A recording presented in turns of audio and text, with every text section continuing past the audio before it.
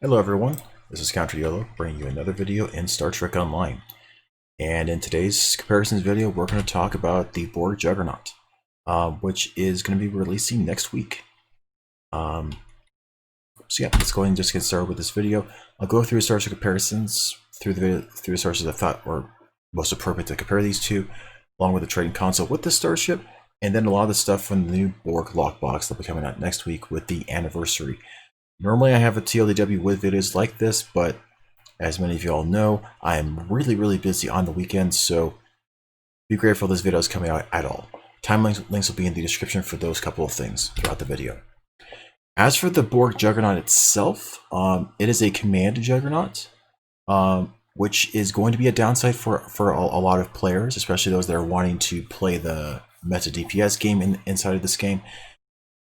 Commander Command is generally not something that you want for a DPS optimal playstyle. I mean, a command miracle worker seating will still work for a torpedo based build. Obviously, Commander miracle worker Lieutenant Commander Command is much better for a torpedo based playstyle, but this still works. This is from just a regular lockbox, which means for the average player, it is going to be much cheaper than buying a promotion pack starship, so there's definitely that. The interesting thing about this ship, frankly, is it's got very high hull and shields, and yet it has a ridiculously high inertia rating. What this basically means, by the way, is that even though it's got a terrible turn, what this means is that with this rating here, instead of really low like 20 or 30, it means that whenever you're trying to do really fast turns like with competitive engines, you're not going to be skidding as much in space. It's just going to be more of a much more fluid turn whenever you're going to try to attack enemies as you're turning around to go and face them. That is going to make this feel rather weird as a really large starship with an inertia like that. There aren't very many big starships like that from my recollection right now. Again, I barely had time to make this PowerPoint because I'm really busy on the weekend. But the other unique thing about this starship, by the way, is there aren't any forced science bridge officer seating on this starship. It's got 2 tactical seats, an engineering seat, and 2 universal seats. So for those players that really hate to use any science abilities whatsoever, if you use this particular starship, you don't have to. You can just use tactical abilities and engineering abilities and be just fine with this particular starship. Because it is a Juggernaut, it has a Lance type ability. With the Borg Juggernaut, it was a Juggernaut array that scaled off of polaron damage. For this ship, it is a Plasma Disintegrator, which is a Lance type ability that scales off of plasma damage. So you do gain some benefits by using plasma weapons and enhancing your plasma-based stuff on your starship. But then again, a lot of people that use the Borg Juggernaut didn't necessarily have to use polaron, so you don't have to use plasma with this particular starship if you don't want to. As for the comparisons themselves, of course, since this is our first real Borg starship, we're going to start off by comparing it to the other 2 Borg starships that existed prior to this one. And the closest that we had in the game prior to this was the Tal Shiar ships. We had the Adapted Battlecruiser and the Adapted Destroyer.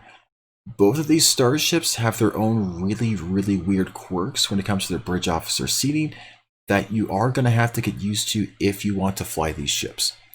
Their bridges, though, are really cool. Their bridges are based off of a Borg-type mission in the Romulan Republic storyline. I'm not going to do spoilers in this because I feel it's the best storyline in the game outside of, Victory is Life, frankly. In terms of how Cryptic Studios actually executed the actual storyline elements and built off one another, I feel that storyline is great. And the bridge off for these ships are based off of a particular mission called Mind Game. But anyway, the stats on these ships are both fine. The Battlecruiser stats are a bit more in line with the Juggernaut, but I mean, they're both decently high for their respective classes, and definitely for their time when they were released, they were really high status starships. However, they don't have 5 weapons in the front, which means a lot of players will not gravitate towards these ships. But if you're wanting to pick this ship for an RP reason, but it's maybe initially a little bit out of reach because the ship is definitely going to be higher priced starting out, These ships are alternatives you can also consider if you so choose. They don't have a commander specialist seating though, so there is some downsides to that too. Both these though do have cloaks, and they both have sensor analysis, which is unique for starships that don't have a commander science seat. So that is something to think about if that's your cup of tea.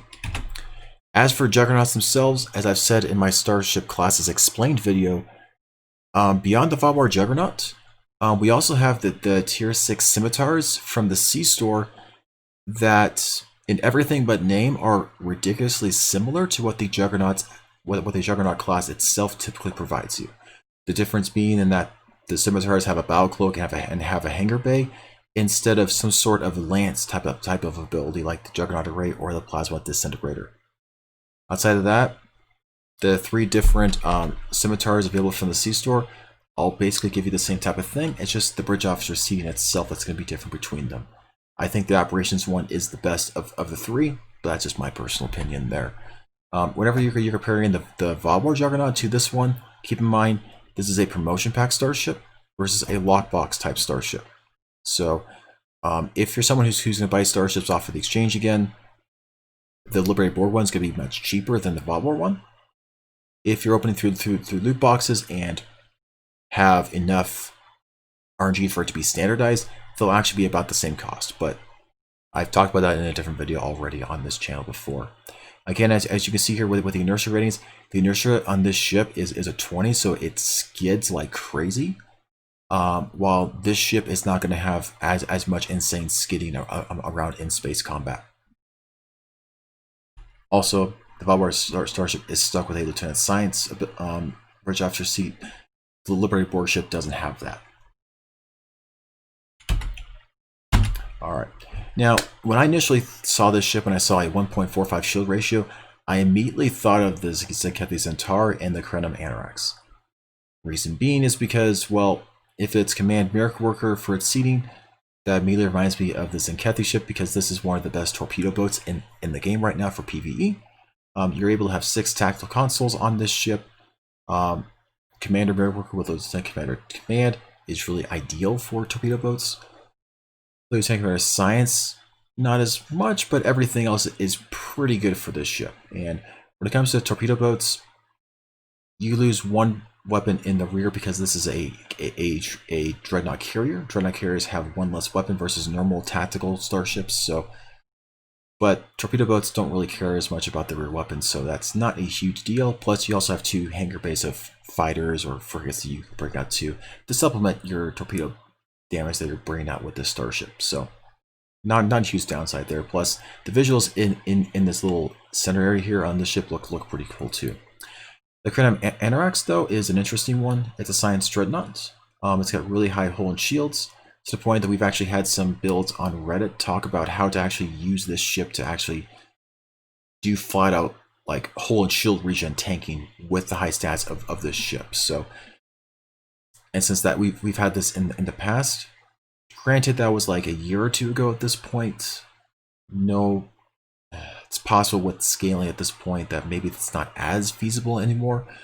But still, these are really high hull and shield ratios, which means your passive hull and shield regen of the Liberated Borg ship is still going to be really high versus what you would typically expect of a starship of this type of caliber. The Crenum Anorax has a secondary deflector because it's a real science ship. Plus, it also has a lance and a hangar bay as well. So, some cool things going for that ship too. And then I'll conclude out with some command starships that I think are fairly noteworthy. Sure, I could have included stuff like, like the Enterprise J and the Jupiter, because they're both really big starships. But in terms of what you're going to probably be wanting to do with a starship, I didn't feel that it's going to be necessary to actually bring those starships into this video. In terms of command starships, the Voth Rampart is another one that initially came to mind because both of these ships have Commander Command and Lieutenant Miracle Worker. The seating for both of those seats are a little bit different, as well as the other 4 seating. That's Force and the Voth ship versus the Liberated Borg ship. But I still think the Voth ship is still fine. It's got respectable hull and shields considering, and it also has 2 hangar bays as well. Unfortunately, it only has 3 tactical consoles versus the 5 of the Juggernaut, but, you know, it's still a fine ship regardless. And depending on the playstyles that you're wanting to play, the Voth one might be superior to what you're wanting. The Sonic Command Science Vessel is the fastest Tier 6 science vessel that I'm aware of that does not have radar flanking. That is one of its weird quirks. It does have a secondary deflector, and it's a pretty nimble ship with a little bit lower base stats to compensate for those higher speeds and turning for it. Funny enough, its inertia is basically the same as the liberated Borg Juggernaut, so that's kind of like a baseline for it, is to show that like a lot of your faster ships are going to be around, you know, 60 to 80 inertia. The liberated Borg ship is also up there for its inertia, so it can still, you know, maneuver without skidding as much, even though its turning is going to be slower still. And then some other notable ones is the 6th Terran Dreadnought Cruiser. It doesn't have command in its name, but it's got a commander command and lieutenant commander intelligence. So yes, it is a command starship. And this ship effectively was the Kelvin Enterprise, but slightly better stats and bridge after seating, and it's available to all captains instead of just Federation captains. And its hull ratio and shield ratio is still respectable. It's still a little bit lower than the liberated Borg ship on the shield side, but I still think it still works for what it's going to do. This is one of the better suppression type of starships. They know that, you know, if you don't want to fly a Tholian Drogumo, for instance, for a nanny type build, the Styx is also pretty good as well because of its frigates and its overall bridge officer seating on it. And then of course, I have to mention the Fleet Cardenas and Fleet Coge because they're fleet starships. They're available at Tier 1 military, which means just about any fleet that's not brand new, it's going to have access to these starships for you. They do have downsides in that they have 2 Lieutenant Tactical instead of, you know, the Lieutenant Commander Tactical and Ensign Tactical, what you kind of expect for a starship like this, but it's got a really high hull and shield ratio considering all of that. And, you know, this is one of the more recent starships that had a high shield ratio and kind of introduced us to realize, oh, Cryptic is willing to add more starships with really high base stats now. Cool, that's interesting to note. And so, liberated Borg ship is basically just a higher shield, slightly lower hull. Slightly higher shield, hull, slightly lower shields for this type of starship. Doesn't have as much teeth, but again, this is a Tier 1 Tier 6 starship. These are basically the only Tier 6 starships available at Tier 1 military.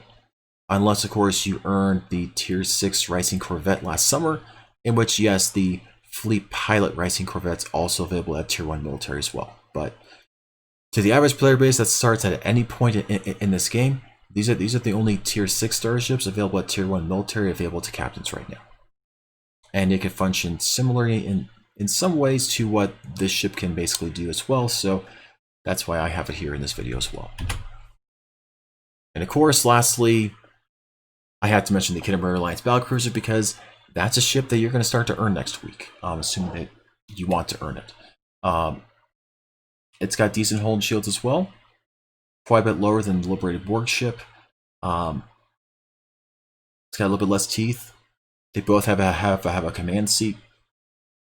I think the Kimber ship is totally fine for a ship that you can earn.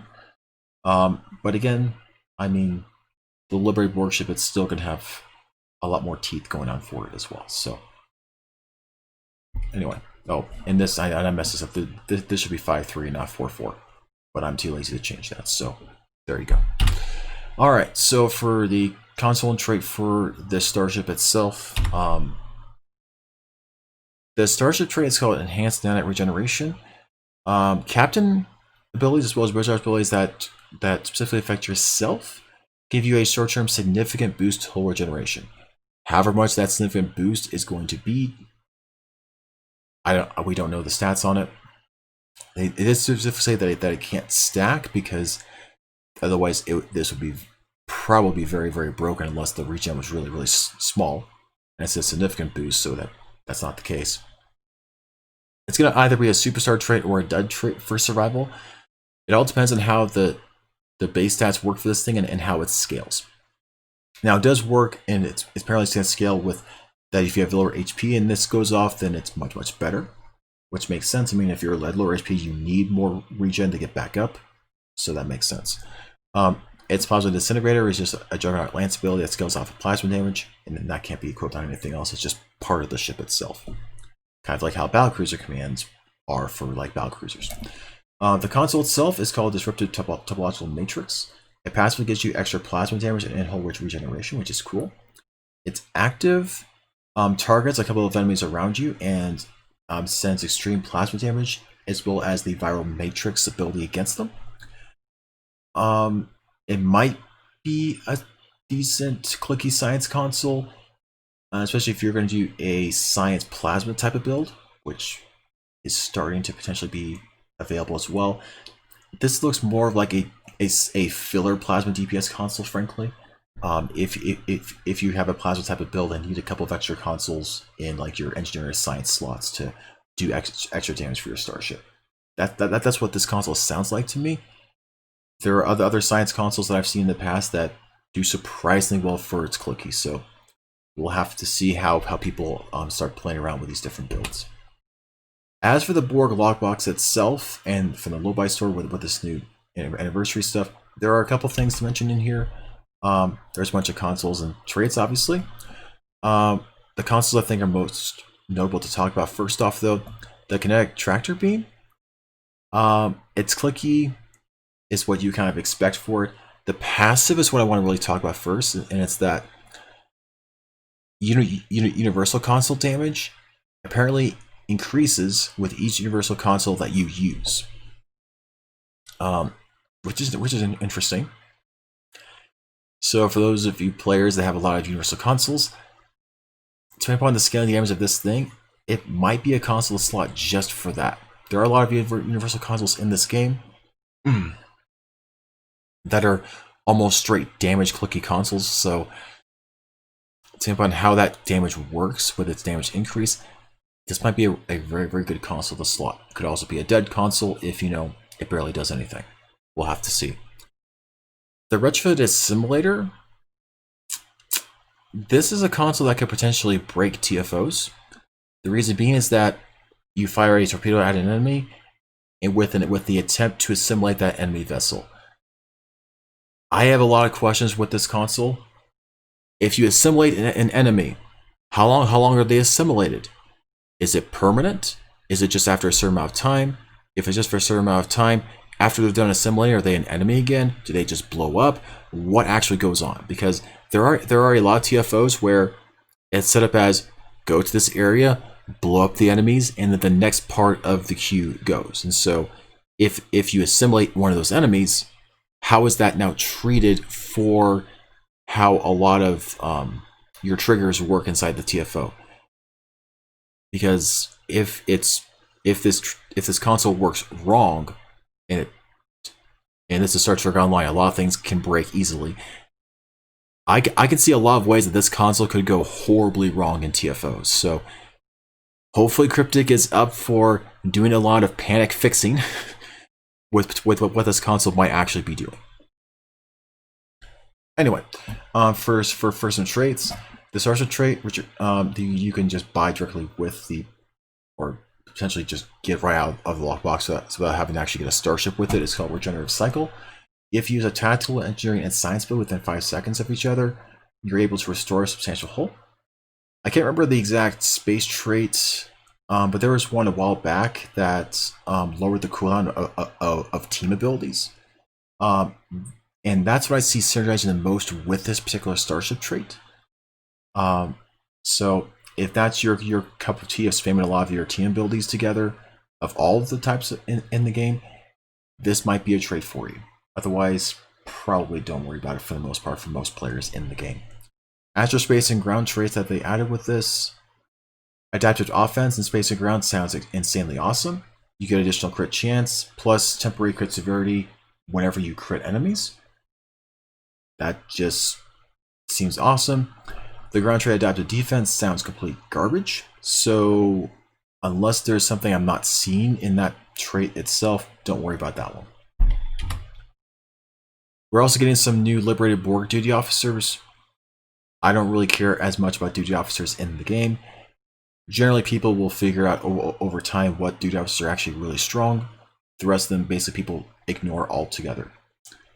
Just look at the Reddit forums over time to see if any of these are actually good. If they are, cool. If not, don't worry about it too much. From the lockbox itself, we are getting a new type of plasma called assimilated plasma. They are regular plasma weapons in which their proc gives you increased damage plus either extra health or health regeneration. And this is in place of the regular plasma burn, or that's inherent to regular plasma weapons. Which means this should be better than regular plasma weapons in the game. Now, whether they're better than like like coalition plasma and other types of plasma that that reduces the damage resistance of enemies, I'm not particularly sure. We'll have to see the stats. My gut feeling is that it'll probably just be the ones that do negative damage resistance to enemies is what's probably going to be a little bit better by my gut feeling, but just start looking at the discussions within the first couple weeks of this lockbox coming out, and you'll be able to get the answers from people who are better DPS experts in these types of areas. As for the Borg kit frame, the special thing about this thing is that after you use enough kit modules, you deploy a Borg combat structure. I have no idea what that means. When I was looking at the pictures, I didn't seem to find anything that looks anything like that, or would have any semblance to something like a combat structure that was summoned. And another question that we'll have for Bastard Kale, next Wednesday. And there's a lot of Borg kit modules. Most of these, frankly, sound more of like fun and for RP reasons to use them. There are a lot of other better kit modules, at least from what I assume are better kit modules, well, ones that universally work well for a lot of people. A lot of the descriptions here don't seem particularly powerful. I mean, of course, we have the orbital cutting tractor beam, which is basically the orbital beam that that engineers have, plus if you defeat enemies, it does the combat supply pickup system that engineers also have in one of their kit modules that basically nobody ever uses in this game. It's also why the Kobayashi Maru summon device basically gave you a combat supply in space, because it's something that no one uses. So why not add something that gives something cool like that? Feel free to check these out and see the discussions as to whether it's something that you might actually want on one of your builds. Maybe Assimilate is pretty good. We'll have to see. As for stuff in the lobi store, they didn't list the pricings, but the general standard pricing, by the way, is that it's generally about 50 lobi for a weapon and about 200 lobi for an armor. And this sounds like an armor to me, the Borg exoskeletal frame, so I'm assuming that it's 50 lobi for the BATD extractor and 200 lobi for the Borg exoskeletal frame. Or maybe I'm wrong on those pricings. Feel free to let me know in the comments if I'm extremely wrong on that. I am wrong from time to time. About every 6 months, I do something really, really stupid on this channel, as many of you might have found out last week. Anyway, the BATD extractor, its description sounds like it's a compression pistol with a secondary fire that does a disable / knockback, and then a tertiary fire that does a couple of weird things. It sounds like every single time that you use it, you teleport to the enemy, and you you gain a stack, which gives you max HP and energy damage. That can stack up to 20 times. So maybe these stacks aren't that much, but can be if you get it over time. I don't know. Whenever you get it fully stacked, you get a heal instead of an extra stack, which I guess is cool. So either the stacks last a long time, or you can do a lot of tertiary fires really, really quickly, back to back. In a lot of your Borg map, or in a lot of your maps in general that have a lot of prolonged fights, this seems like it might be a decent weapon. We'll have to see. I don't know. I've got a couple of weapons that I really, really like in ground combat that I'm not sure that I could really replace for something like this. As for the exoskeletal frame, It mentions that it gives you high energy damage resistance rating and moderate physical and kinetic damage resistance, but that's compensated by the fact that you have an anti-kinetic shield, which curls away enemies that are within melee of you, so that's nice. Additionally, it says that that it also rapidly recharges universal kits. I don't know if that's a passive thing or if that's something that's an activatable ability that you trigger and say, I want some extra recharge time reduction on my kit modules right now, and then you activate it. The description doesn't make that particularly clear, but since universal kits are most normally used in maps like Arena of Sompek, this sounds like it should be an armor that's going to be decent for there. Now, whether that beats, some of the other armors that are common for the really high-end Arena of Sompek builds, I can't really say that. I'm not someone who extensively tests all that stuff out. I definitely enjoy Arena of Sompek for sure. I'm probably going to test this on whatever character that I decide to also get the Borg Juggernaut for RP reasons, because having a full liberated Borg armored looking crew just sounds really cool to me. But yeah, that's basically the stuff in this Lockbox stuff that's going to be launching with the anniversary next week. It should be early next week. Just as an FYI to you all, I did look at some stuff for a little while. Generally, at least historically, most of our mega bundles that we've ever gotten have been given out a few weeks after the anniversary started.